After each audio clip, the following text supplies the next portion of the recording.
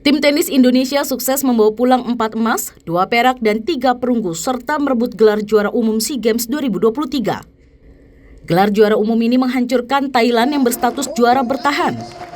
Tiba di tanah air, Christopher Rungkat dan tim disambut hangat PPPLT. Ketua Umum PPPLT Edward Omar Hiarich berterima kasih atas perjuangan tim di Kamboja. Edward juga berjanji akan memberikan bonus di luar yang dipersiapkan pemerintah kepada para peraih medali dengan nominal yang dirahasiakan. Bonus pemerintah ada dan nanti bonus dari PLT pun ada. Mengenai besarnya itu kan rahasia dapur.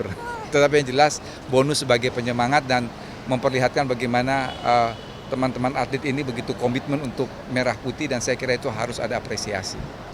Kesuksesan tim tenis Indonesia di SEA Games tak lepas dari upaya petenis menjalani tur profesional. Aldila Suciadi, Priska Nugroho, Jesse Rompis, Beatrice Gumulya, dan Christopher Rungkat adalah petenis nasional yang rajin ikut tur. Mereka berharap PPPLT juga memberikan support untuk tur mereka agar terus dapat berprestasi bagi Merah Putih. Kita juga butuh dukungan dari PPPLT untuk memberikan semangat dan juga support saat tur individual. Ya, semoga bisa dibantu oleh Prof. Edi di turnamen-turnamen berikutnya. Setelah SEA Games, beberapa agenda penting telah menanti tim tenis Indonesia. Mulai dari Piala Fed, Asian Games, hingga Piala Davis. Angga Nuriski, Kompas TV Tanggerang, Banten.